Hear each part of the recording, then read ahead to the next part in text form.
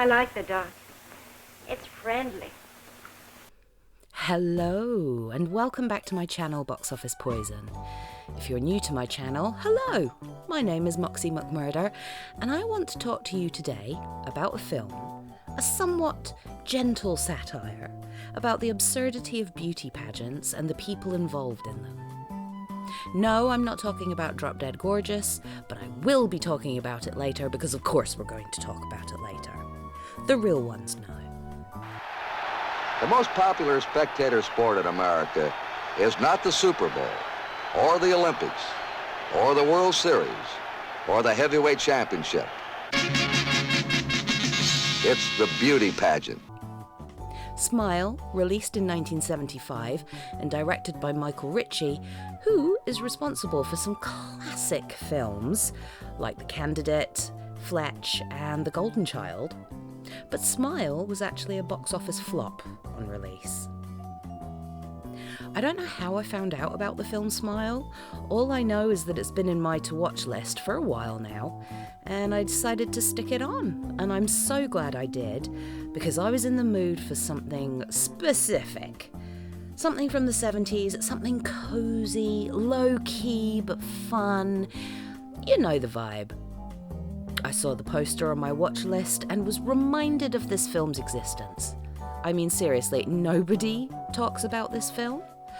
But anyway, I stuck it on and it delivered exactly what I was looking for.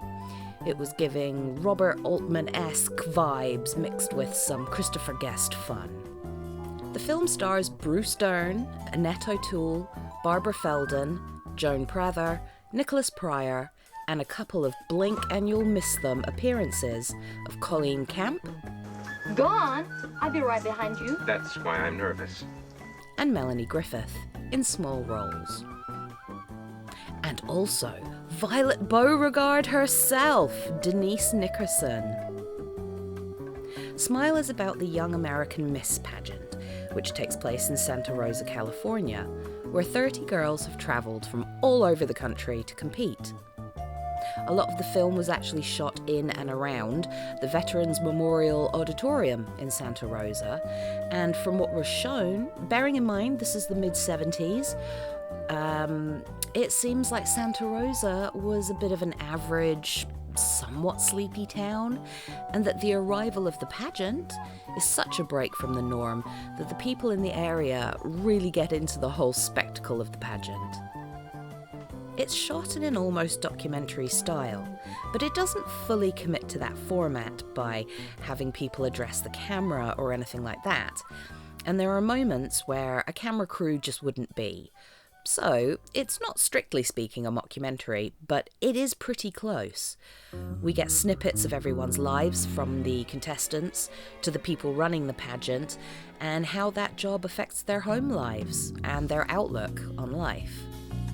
We're introduced to Big Bob, played by this king, Bruce Dern. He's a used car salesman and a judge of the Young American Miss Pageant. We're also introduced to Brenda DiCarlo, played by Barbara Feldon, who's the pageant's executive director, and her miserable alcoholic husband, Andy, played by Nicholas Pryor. These are the main adults that we follow throughout the film. As for the contestants, we really only get to know a few, and even then, not that well. We get Annette O'Toole's character Doria, Anaheim's Young American Miss, who's got a few pageants under her belt, so she's confident and knows how to play the game. She's also somewhat unfiltered, which leads to a fair bit of comedy. Robin, Antelope Valley's Young American Miss, played by Joan Prather, is new to all this, so she's naive and so unaware of what's expected of her, but in a thoroughly charming way. We also get a fair bit of Maria, Selena's Young American Miss, who's Mexican-American, and also ends up the target from a couple of girls who turn to sabotage when the competition starts heating up. Surprisingly enough, for a film made in 1975 about a beauty pageant, the older men involved in running the pageant are a lot less creepy than I expected. The sexualization of these girls is done mostly by the teenage boys, who have become obsessed with the idea of taking pictures of them changing. Not that that's okay, I just expected there to be more of that sort of stuff from the judges and the older men that surround these young women. I can see why you want to help these girls. They seem very, worthwhile. Right on, son. As the film goes on, we get more of Andy's story and his unhappiness with life in general. He's about to turn 35 and feels like he's accomplished nothing, and he's frankly a hot mess. And his wife is getting real sick of his midlife crisis bullshit. Big Bob is hell-bent on getting Andy to the exhausted rooster ceremony at the end of the week. And honestly, if I told you what was involved in the exhausted rooster ceremony, which looks a hell of a lot like a KKKFC meetup, well, just watch the film. Honestly, I don't want to spoil anything for you. In Hollywood's last golden age, politics, society, and the 70s film in America, Jonathan Kirshner says, Smile takes some easy shots at the superficial culture of teen beauty pageants and is more focused on the character of Big Bob, who he says functions as a metaphor for America, whose boyish optimism and can-do spirit are beginning to fray as he stalls in middle age. It is a film about the emerging dissatisfactions of its characters. And I agree with this evaluation. I was surprised at how much of the film was focused on these two men, Big Bob and Andy, whose friendship is being tested by Andy's depression and Big Bob's optimistic, platitudinal outlook, which is ultimately a bit diluted. I also like how the film shows the frankly random nature of pageants and how you can't always tell who's going to win and why. And also some of these talents and performances the girls give are pretty great. You can definitely see a link between Smile and Drop Dead Gorgeous, another satire about beauty pageants that was released in 1999. Drop Dead Gorgeous is Smile turned up to 11. It's a black comedy mockumentary, and you should go watch it because it's great. I also found myself thinking of Waiting for Guffman too, which is another mockumentary by Christopher Guest that is just excellent, and I could definitely see some of Smile in that film. Remember when I said Smile was a box office flop? Well, over time it became a bit of a cult hit and even spawned a Broadway musical in 1986 with songs by Marvin Hamlisch and Howard Ashman.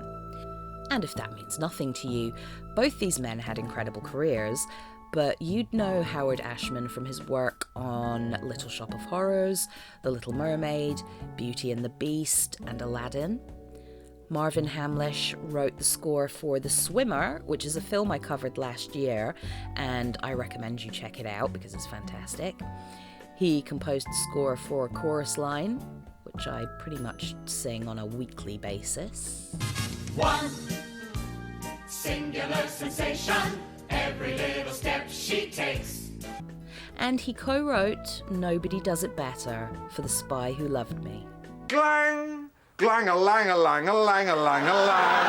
Glang-a-lang-a-lang-a-lang-a-lang. Nobody does it better. And I'm a naked woman in silhouette with a gun, spinning round. Makes me feel sad for the rest.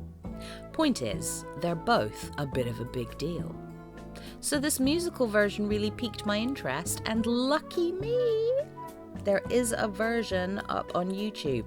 I haven't had a chance to watch it yet. I've no idea what the quality's like, but I think Smile is the perfect film to turn into a musical.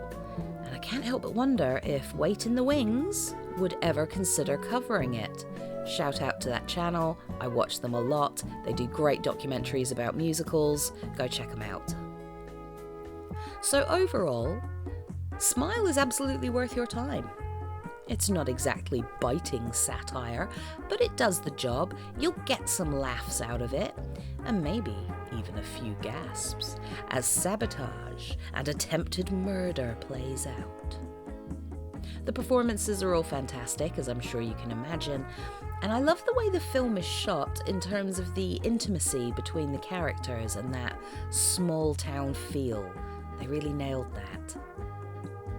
Let me know in the comments if you've seen Smile, or if you haven't, have you even heard of it before?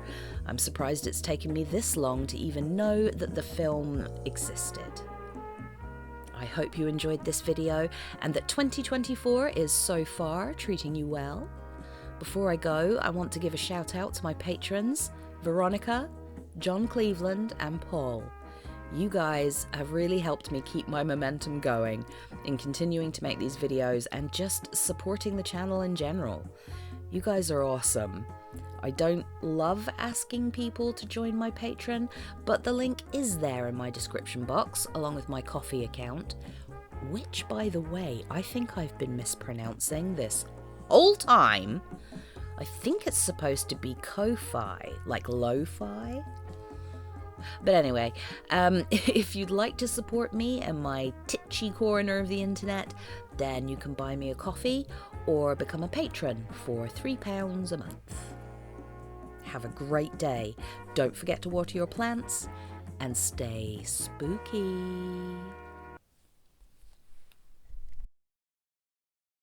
I'm going to give the people what they want. Sensation, horror, shock. Send them out in the streets to tell their friends how wonderful it is to be scared to death.